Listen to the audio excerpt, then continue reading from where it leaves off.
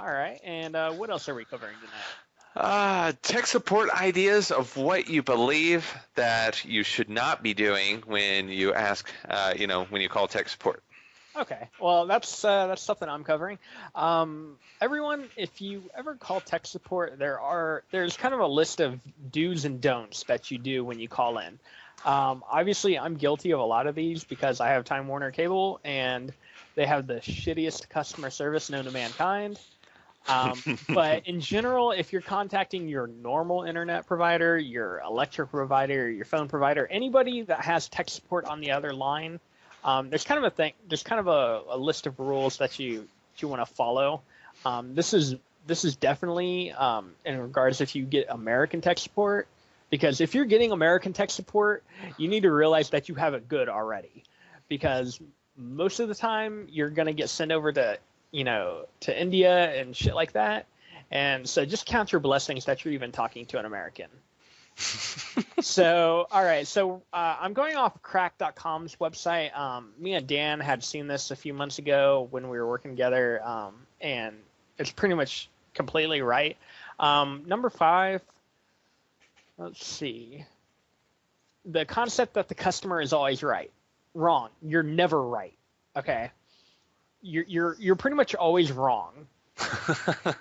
when you call tech support, unless you've actually worked in tech support extensively, you don't know what the fuck you're talking about. All right, take me and Dan. We've had some experience. We've had quite a bit of experience. And me. and Jeremy, sorry, working in computers. And let's say your hardware breaks or you get a virus or something like that. Who the fuck are you to tell me what the problem is with the computer? Okay, I do this for a living. You don't. So if you get butthurt that your operating system got shit on or your computer's not turning on, don't tell me what the problem is. No, we can't send somebody out there. No, we can't fix it by turning it off and turning it back on again. No, we can't reinstall your Windows by pressing a couple of buttons if you have a piece of shit Windows XP computer. All right? You are not right. You are wrong. Okay? Listen to the tech support person when they tell you something, because they are not bullshitting you. All right. Such passion. I still got 4 more to go. Oh, God. Okay.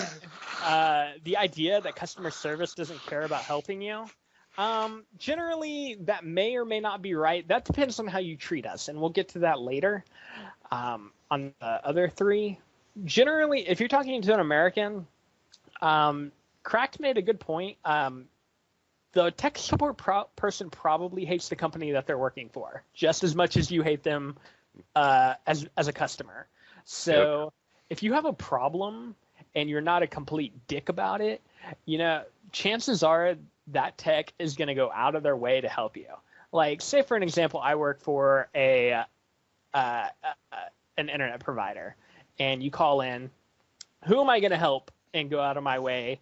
Somebody that calls in completely screaming at me, or somebody that explains the situation, has called in several times. What am I going to do? I'm probably going to open up a ticket and escalate it, call dispatch, make sure that somebody's out there the next day. But if you're going to be a complete dick about it, you'll be lucky if I save my fucking notes. So yeah, we do. If we're in customer service or tech support, we do care about your problem, but only if you're nice to us. I mean, that's why old ladies who call in get shit done the next day, is because they're always really nice. Let's see. A good thing that really kills it in my experience in doing something to that effect, is when a customer comes on and the first thing they do is you broke our computer, it's your fault. Or, you broke the internet, it's all your fault. Y'all did this and now it doesn't work anymore. It's all your fault. And they go off on you you are the one that caused all these problems, and you're trying to explain to them all right, this is what happened, and they don't want to listen to you. And that's usually at that point you're all caring just shuts off. That goes back to Rule 5. You're fucking wrong. Stop talking. Yes. All right. So done with Rule 4. Rule 3. Screaming like a lunatic is your best option. No, it's not. if I take a call, hypothetically, and Mike, you're you suck. screaming, if you're screaming at me, chances are I'm going to close out the tab where I was about to type all the notes. So, Yep. yeah. That goes for any call center. That any goes of 'em. for any call center. If you are Yep. screaming at that tech, you might as well just hang up and call back, because the next 15 minutes of whatever you had planned to accomplish just went down the shitter. So I'm going to make it short and sweet. Do not scream at the tech support person, because they deal with that shit 8 hours a day. And trust me, let me tell you a few things that they'll do. They'll either send you to a different department that has nothing to do with your problem, Yep. just to piss you off. Yup. They'll put you on hold, Yup. and just wait for you to leave. They'll troll the shit out of you. They'll ask for you to confirm every single amount of information on your account that doesn't even need to be confirmed. I can confirm that I've done the trolling part. I will Yeah. have a customer tell me their sister's, brother's, grandson's maiden name. I'm telling you, if you know the kind of people that work in an American-based call center, we're the people that are on 4chan, on Reddit. We will fuck with you if you yell at us. Do not, all right? If you're nice to us, we're nice to you. Otherwise, we're gonna ruin your day. And for the next 15 minutes, we'll be looking at posts on Reddit. Trust me, Yep. it happens. All right. Rule number 2: immediately ask to speak to a supervisor. All right. I'm not sure about Jeremy or Dan. I have worked in a supervisor position. Let me put it to you this way. I have too. Supervisor positions in a call center, those are usually higher level technicians. You're usually calling us a pretty small department. Everybody knows each other. So usually the techs are friends with the supervisors. If you're going to be a complete dick and just ask for a supervisor, that supervisor knows that tech. All right. They're gonna believe whatever the text says. Yep. So over the customer always. Yeah. It's never sometimes. It's always. 100% of the time, you will never come across the instance where you ask to immediately speak to a supervisor and you're going to get a different answer from what the tech told you. It doesn't happen that way. Okay.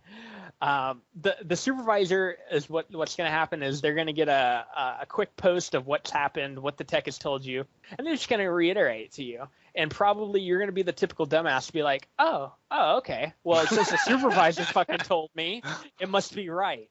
All right. Supervisors do other shit other than listen to you bitch. So whatever a technician tells you, we're going to go back to the other rule that you're wrong and we're right. So just deal with rule 5 and that will help with rule 2. Rule 2, don't ask for a fucking supervisor unless you absolutely need one. You guys seen the pattern here? And rule number 1, if all else fails, threaten to take your business elsewhere. I don't give a shit. Nobody cares. I get super happy when a and customer wants to quit. Literally, I'm not gonna lie.